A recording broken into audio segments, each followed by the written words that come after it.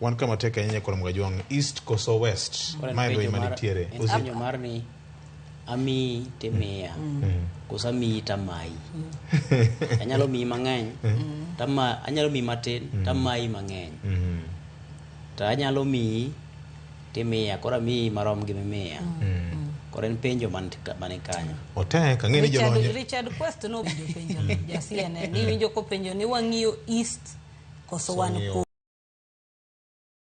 ko maber kabisa wacho ni wan ok wang'i east to wang'i west wang'iyo mbele koro mbele ne mwang'iyo mbele ne to pod guonyo nyakora Mgajwang. Unyalo paro ka president machon mar Iran kano biro ka weche manobede nyakora Mgajwang.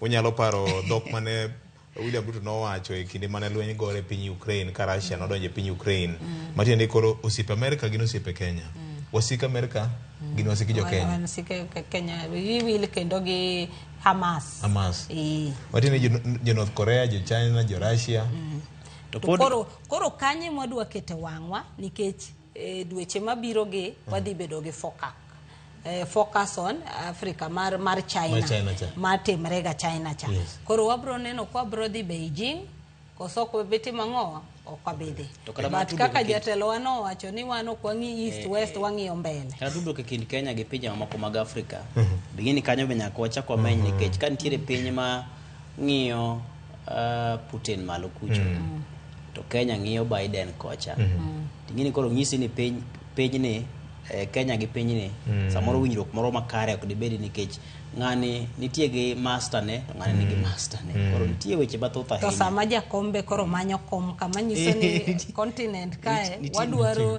piny 54 gi mondo wane ni tadima bro tima ng'owa mabro chung kodwa okelo complications mang'eny nikech Africa ma milambo osebedo ka yuare en oungore gi China gi Russia mane mondo giloso gimiluongo ni BRICS koro wan kama tek ahinya kendo kata mana dwa jakom Raila Odinga ne walamo ne mana Nyasaye nyakor Mgajwang. Ang'eni jolonyo weche mag diplomasia gi tudruok mag pinje bro temo konyo wang'eyo matut weche gi duto te kaw kamano nyakor Mgajwang kalore kod weche mag tudruok pinje maoko jafwambo gi keyo mar Citizen TV ne oyudo thuolo mar ariya mar penjo mane omiyo jotelo ariyo Joe Biden mar piny Amerika kod jatend piny Kenya William Ruto bedo kod kinde matemo lero okang' ma piny Kenya okawo mar tero apisa mag obila e piny Haiti mae kaka weche nobedo nyakor Mgajwang e piny Amerika. We have made tremendous progress in making sure that we create security at home, but that does not take away our responsibility even as we were Mos makende nyakor Mgajwang jafwambo gi keyo mar Citizen TV no penjo en madwa ni wachako winyana kit penjo mano penjo ma beno bedo chuny wach e twak mar President Joe Biden kod President mar piny Kenya Migosi William Ruto winyana kaka ne jafwambo no penjo ka oseikore kama kaka jafwambo gi keyo Ayub Abdikadir no penjo paro ni podoko yekore nyakor Mgajwang kapoko ikore jomadongo piny Haiti piny mabentie kod weche mang'eny mokalo Nyarawila jafwambo no penjo Ayub Abdikadir kendo no bedo chuny wach makata mana ute mag fwambo maoko no kawo ka chuny wach ndi ing'ene wach mar Haiti ni kata kanche pok jatend Kenya William Ruto wuok kae ni neno kanti jok mano wuok achiel kuom gi ne petitioner mar wach ni e doho ma en Third Way Alliance leader au court to ni winjo kano penjo ni nitiere order mano wuok e doho mano chungo tero police kanye Haiti mar ariyo king'iyo Kenya kae no wacho ni nitiere gimoro miwacho ni ratio mar UN against population ratio mar UN no wacho ni Kenya pok achieve kata mano koro ka Kenya pok achieve kata ratio mar police achiel to mar jopiny ere kaka wanto koro wating'o ji watimang'o watero Haiti ni neno bandit manitiere Northeastern ni neno kata nyoro ni wacho ni tie jami mano timang'o mano negi koro ka koro bandits mantiere koni ni emotamowa to sani wanto wacho ni wawuok ni neno ka Bikadi no penjo ni wawuok 20,000 kilometers wadhi konyo komoro ma mach omuke to Kenya kama mach nitiere to timowa nade otamowa kueyo majno.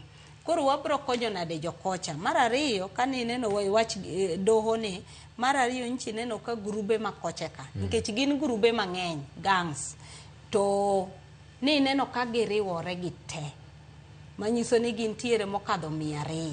Nyocha koro gimakore nikech gang ka gang nitie kuma nyocha omako Port-au-Prince ma capital mar Haiti. Nchi neno ka gipogore sani nchi neno ka gimakore makoro jatend gien barbecue mwasebet ka wawuoye pilecha. To ni winjo ka giwacho ni warito jo Kenya go mondo timang'owa mondo bikae.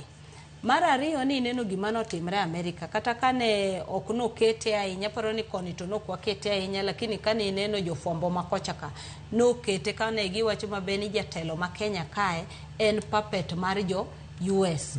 Ang'o momiyo odhi kawo pesa mondo tere polise wa mondo dhi kanye Haiti.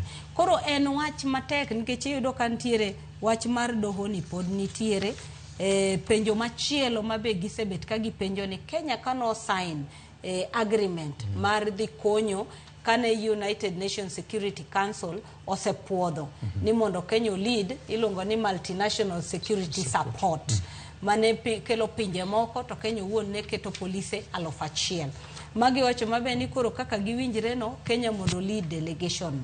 To ni neno kan chik mar Haiti wacho ni ng'ama nyalo biro ndiko agreements ma mondo nikech giwacho mokwongo ni nyaka bed ni nitie kwayo, then nitiere agreement. Koro manyiso ni ya kwayo ng'ama noketo, nikech jatelo maketo kwayo nyaka bed ni ene president moyier gi jopiny. Koro president mar Haiti nonegi 2021. Kanonege noyudo mana kotieko wige kano appoint prime minister mare manchen Henry manobiro Kenya ka. Henry ni be kano onege nokoyudo puodho mar bunge. Sani Haiti bunge onge. Manyiso ni kata en owuon kane entie nikech en nodonjo transitional mono nego beni yiero bet igani kano chakore. Mano nokotim ang'owa nokotimre. To nobiro Kenya mo sign gimiluongo ni agreement reciprocal. Koro chikwa wacho ni nyaka bede gi kwayo. Chik ma Haiti be wacho ni nyaka bed ang'owa gi kwayo. Koro ng'ama no sign kodwa contract ni ne en imposter koso ne nang'o, nikech chik cha wacho ni jatend piny no en ok en jatend piny no moyier gi jo piny. Koro manyiso ni chik ni kane gi sign koro kanye mamiye legal basis ma wanyalo tero godo jowakucho. To magi gik mani doho penjo. Justice Muita ni neno kowacho ni magi gik ma sirikand Kenya nyaka confirm ni kata kane bed ni United Nations Security Council opuodho to agreement mane wantiere godo cha nyaka bed ni omit requirements matimo ang'owa manitiere gi. Koro ndiyo wan gi document ma kendo giwacho ni mar ariyo document no nyaka bed public. Manyiso nyaka bed Kenya Gazette notice ma waneno ni mae gima ne jogi owinjore, mae gima onego beni jo polise ma Kenya dhi timo ang'owa dhi timo. Mar adek chik Kenya masani onge gimiluongo ni National Police Force. Wan gi National Police Service. Ma service no bentiere kako nyiswa e chik. Kata king'iyo constitution ichaka ing'iyo nyaka gi National Police Standing Orders. Gi constitution mar National Police wacho ni kaka inyalo deploy police Kenya ka. Koro mago be penjo mane nitiere ni ya ni to ka chikwa wacho ni National Police Service to wanto wadwa deploy National Police Force mane wawuok e chon kane jo Kenya wacho ni wan ok wadwa change face mar obila mondo bed ni en face mar raia. Kiko bed face mar jok matimo ang'owa ma gin Mar adek kane wachako mokwongo nonego beni Kenya dhi rito installations, strategic installations manitiere kucho. Kane advanced team mano dhi kuchocho mano origi Deputy Inspector General Gabo. Kane gidhi kuchocho mane giduogo koro giwacho ni wadhi combat. ema koro ineno ka koro GSU nitiere special squad ma koro ni ineno ka gitimo ang'o giketogi. Koro penjo nitie mang'eny mag doho gi mar civil societies mawacho ni ok dhi ma koche chama ineno ka joka nineno ka Ariel Henry be kano wuok kato joka nonyise ni kik iket tiendi ka mabe nokodok no resign mana ka entiere Puerto Rico nokochopo kocha. Koro ipenji ni to wan mwadhini ng'ama dhi receive wa kocha koso jo America malosonwa iluongo nang'o base manyocho osedhika ema koro dhi receive wa e piny moko timo ang'o mok margi. Ken wan kama tek